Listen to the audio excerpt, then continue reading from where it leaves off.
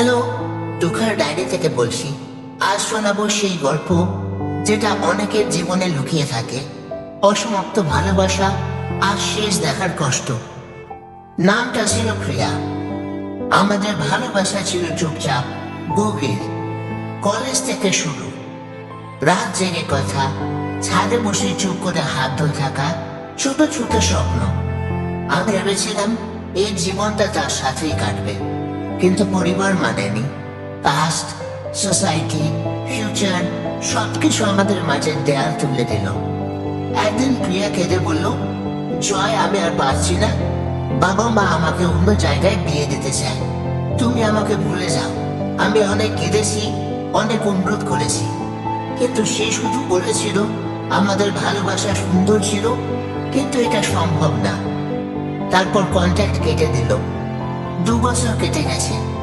আমি এখনো তার ফেসবুক দেখে চুপি চুপি।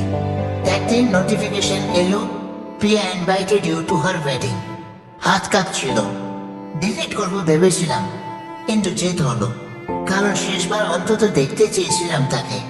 বিয়ের দিন লাল বেনারসিতে সে অপূর্ব লাগছিল, হাসছিল, কিন্তু চোখে সেই পুরনো দুঃখটা আমি দেখতে পেলাম।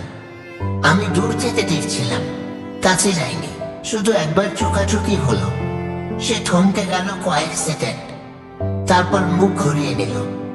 আমি উপহার রেখে চলে এলাম। ফেরার পথে গাড়িতে বসে অঝরে কাঁদলাম। মনে হচ্ছিল সে এখন অন্য কারো। যে হাত আমি ধরতাম, সেই হাত এখন অন্যের। যে স্বপ্ন আমরা দেখতাম, সেই স্বপ্ন অন্য কারোর সাথে পূরণ হবে। বুঝেছি, কিছু ভালোবাসা শেষ হয় না, শুধু অসমাপ্ত থেকে যায়। প্রিয়া হয়তো সুখী আছে, কিন্তু আমি প্রতি রাতে তার সেই শেষ চাউনিটা দেখি। কষ্টটা এখন অভ্যাস।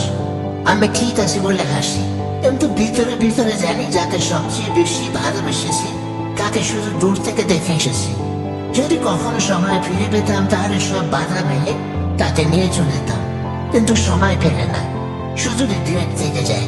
ক্লোজ, যদি তোমার জীবনেও এমন কোনো অসমাপ্ত গল্প থাকে, এক্সের বিয়ের শেষ দেখা বা হারানো ভালোবাসা, কমেন্টে লিখে যাও। তোমার কথা পড়ে হয়তো আরেকজন নিজেকে একা ভাববে না। দুঃখের ডায়েরিতে থেকো।